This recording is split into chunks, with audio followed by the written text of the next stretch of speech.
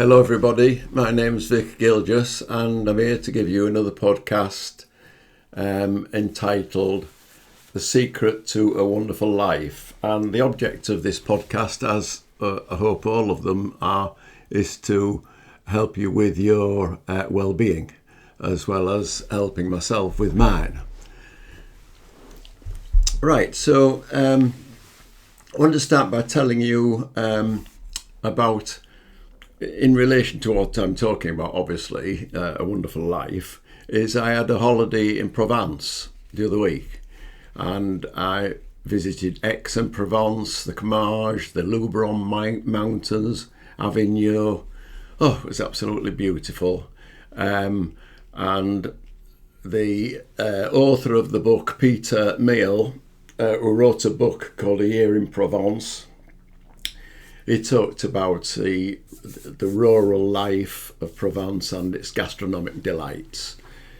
And I think I ought to kind of write an antidote book to that called Many Years Spent in Hull, my Yorkshire town, my Yorkshire home. So I'll start off with this, and I'm going to relate to Provence and the wonderful life, and hopefully how we can experience that, which we all can. Little story is a story of the mother speaking to the daughter and asking the daughter, what do you want out of life? And the daughter says, well, I'd like to have a wonderful life. And the mother says, well, in order to do that, you need to, study hard, get a good job, so you can buy a new house and get a nice husband and have a nice car and all the rest of it. And the daughter kind of wisely said, well, no, I've heard and I believe that if I have a wonderful life, and I can have a wonderful life, all those things will come much more easily. They are a rite of passage. So, right, going back to Provence, and what I meant by that story is it is available to us. The mind blocks it because the mind is always judging and kind of worrying and what have you, but there is a way around that, as I will explain. But going back to relating this to Provence is I noticed myself that the lovely gentle breezes and the bright sunlight, it was just, what a wonderful atmosphere. It was rich, it was vibrant. And obviously, as we went round the countryside, you could see all the vine groves and the olive groves. The right conditions were there with the sunlight and the breeze and the rain for creating the conditions for creating all those, that rich vegetation. And also, as well as the conditions for that, there was the conditions for painters. And the 19th and early 20th centuries, local artists, including Cézanne, who was a native of Aix-Provence, and the paintings of Vincent van Gogh, which he painted in a mental asylum, actually, which I visited, the grounds of. He painted the grounds. He painted furiously there in Saint-Remy. Picasso did, and Matisse were painters that made use of the lovely conditions for painting. And so those are the conditions that were there for those things to flourish, for the olives and the wine vines, the right conditions, because I'll go on to talk about the right conditions for creating wonderful life. But piled in with this is another book, a book which I read on creating the right conditions for improving our brain. A guy called Joseph Gibelli. He wrote a book on the brain at rest, which I got on audio and listened to. Very good.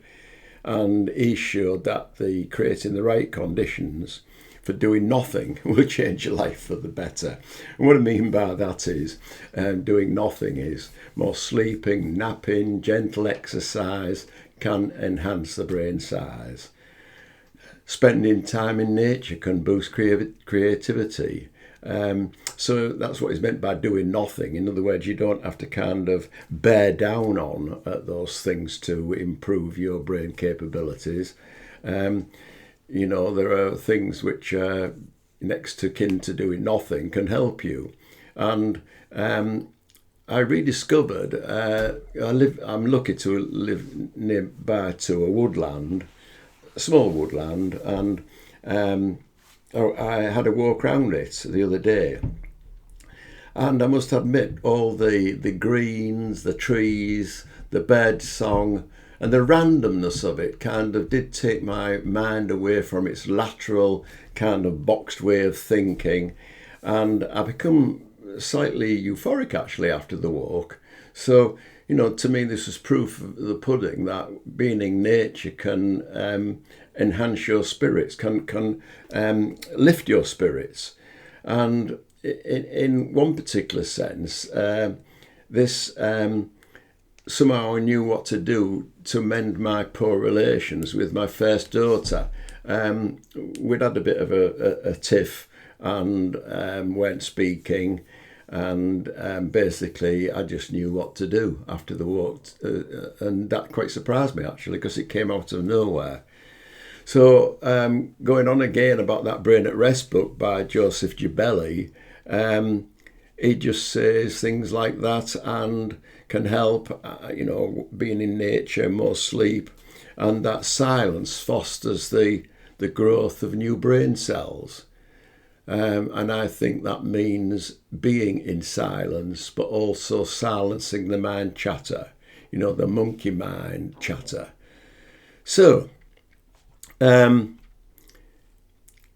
let's go back to creating the right conditions, going back to Provence, is, I would say that as well as trying to create the right conditions, you've also got to have some basic constituents there, some basic ingredients like the right soil, the right grapevines, the right olive trees, to have that. So there is something that has got to underpin and be there for the conditions to work.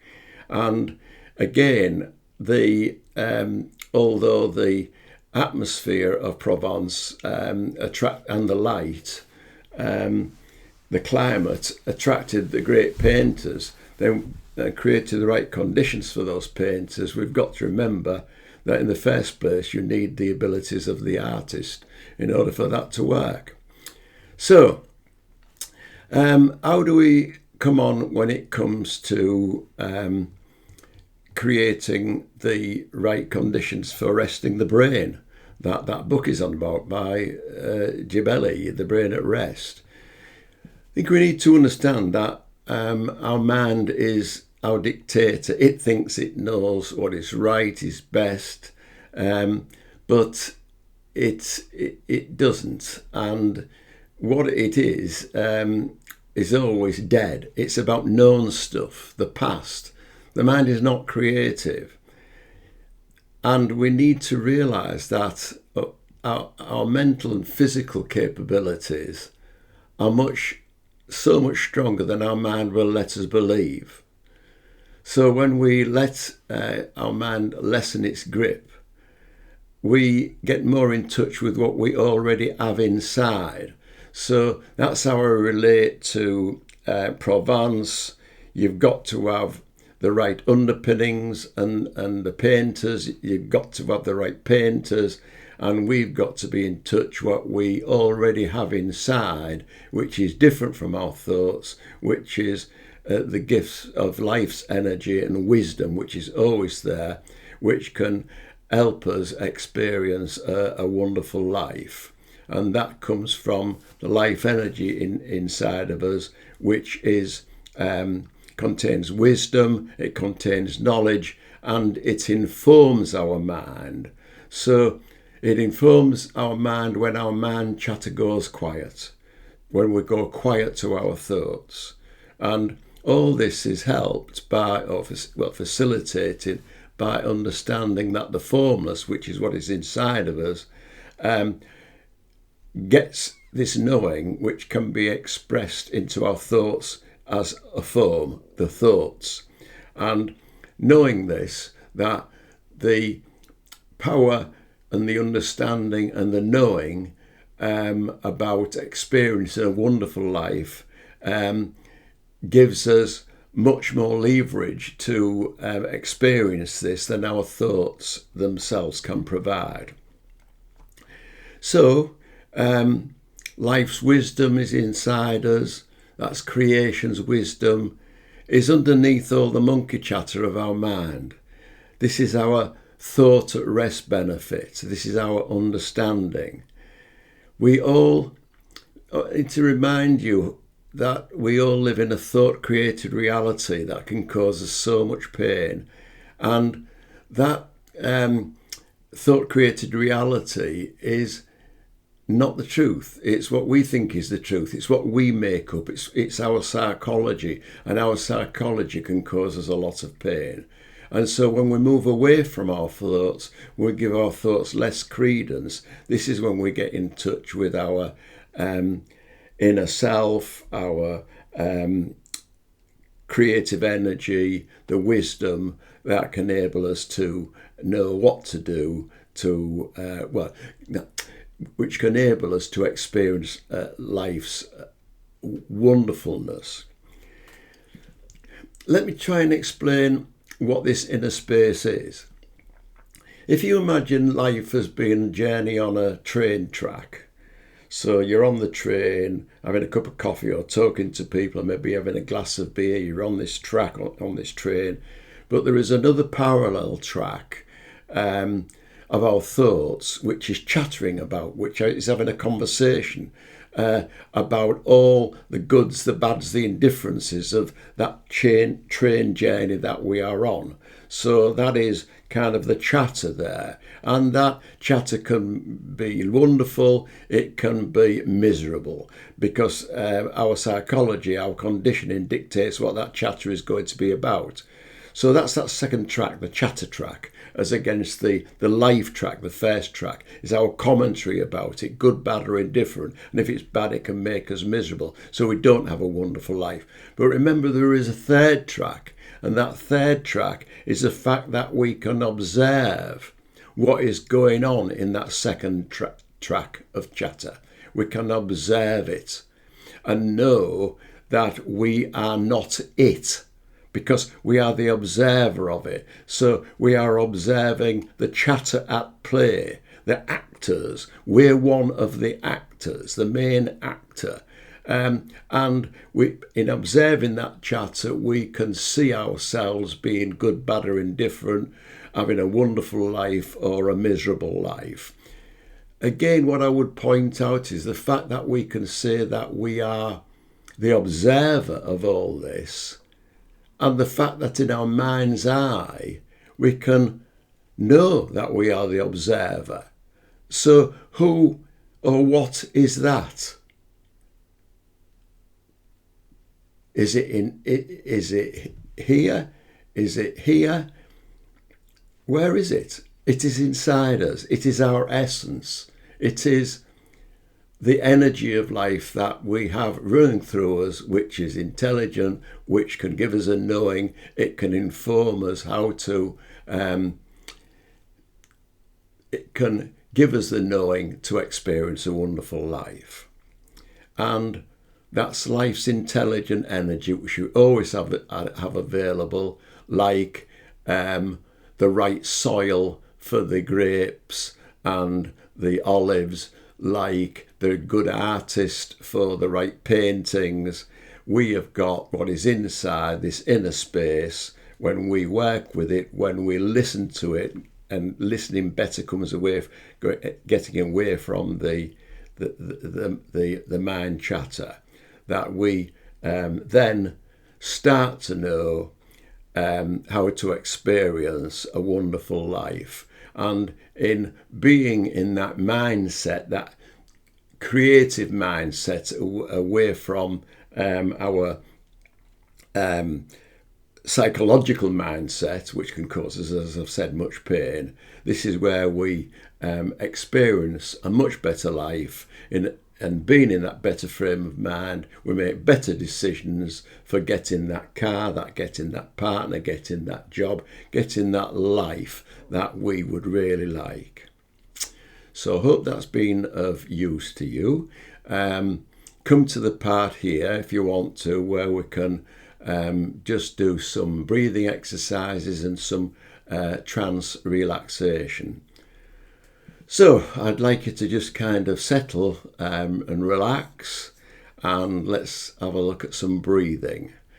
And the breathing here is different to our normal breathing, where we're going to breathe in 2, 3, 4, hold 2, 3, 4, breathe out 2, 3, 4, hold 2, 3, 4, breathe in 2, 3, 4, hold 2, 3, 4, breathe out 2, 3, 4, hold 2, 3, 4, breathe in 2, 3, 4, hold 2, 3, 4, breathe out 2,